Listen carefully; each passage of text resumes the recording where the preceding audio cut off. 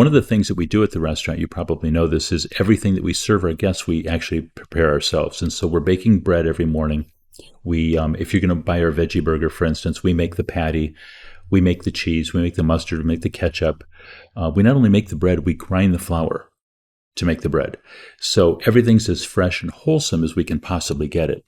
And so when you walk into a different restaurant, you'll hear the music and you see the hustle and bustle of the crowd.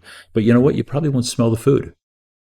And it dawned on me after I was checking out a few restaurants before we opened up here, and I thought, you know what? I can't smell the food because it's all frozen and it's all being put on a griddle where you can't get the aromas. But when we pull the buns out of the oven, when we pull the fresh brownies out of the oven, the whole restaurant's filled with these aromas.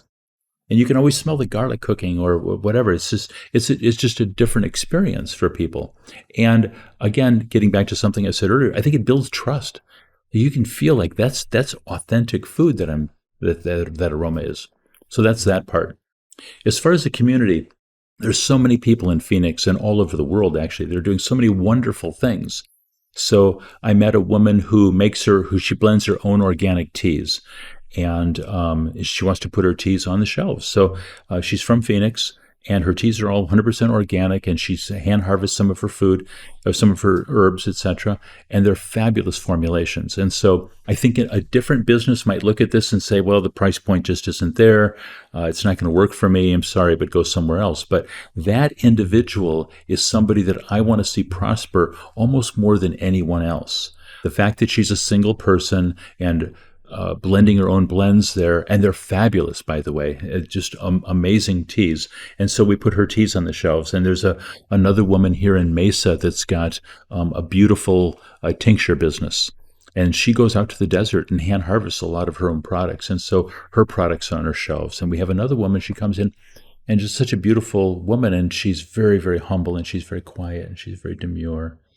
And she says, I've got this cheese product that I made here. And, like I said, we make our own cheese, and I don't want to sound like I know it all, because I don't, but I've been making vegan cheese for a long, long time. And so I don't need someone to help me make cheese, but she's got a powder that people can put this cheese together and mix it. And they've got their own really wonderful, organic, vegan, gluten-free cheese. I asked her story, and her story is she had cancer. And she was eating the standard American diet.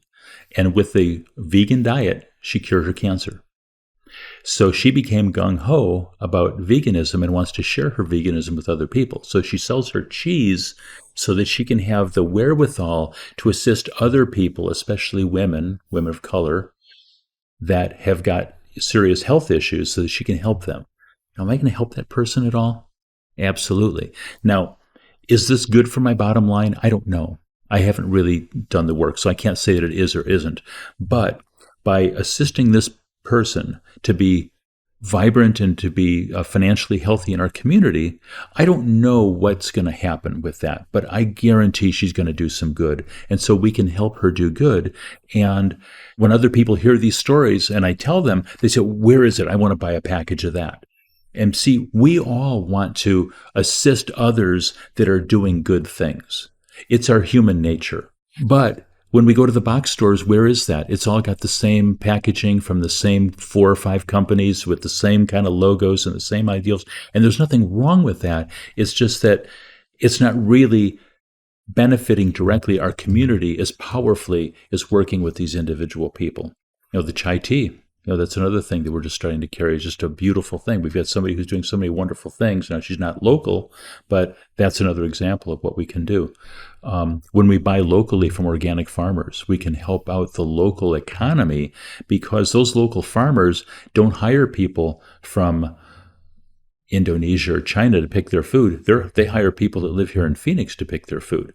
So when my dollars go to that local farmer, his dollars go to the local pickers that also live maybe down the street from us.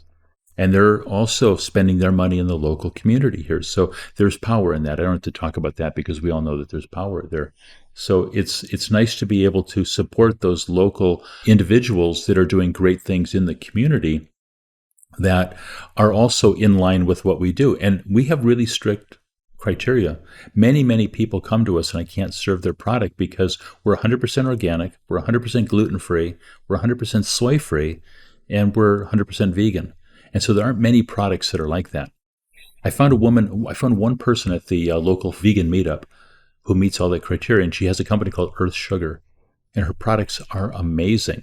And she puts together, do you remember when I made the pie the other day? Uh-huh. It had almonds and dates and coconut in it. Yeah. Well, that's kind of the basic pie crust, especially for the raw pies. That's what she makes. She makes cookies and cakes out of that same stuff, and it's delicious. And so she gets it. She gets how important gluten-free is. She gets how important organic is. There are a lot of people in our community that are eating vegan, which is wonderful. Hallelujah. But they're not eating organic, so they're still eating a lot of glyphosate and pesticides and canola oil, etc. And I think eventually they'll figure it out and come around and take care of their health, because by eating vegan, you're doing a wonderful thing for as far as animal suffering, but you still might be contributing to your own demise and bad health. Does that make sense? It does. I mean, like a bag of Doritos and a Diet Coke is a vegan meal, and a lot of vegans do eat that way.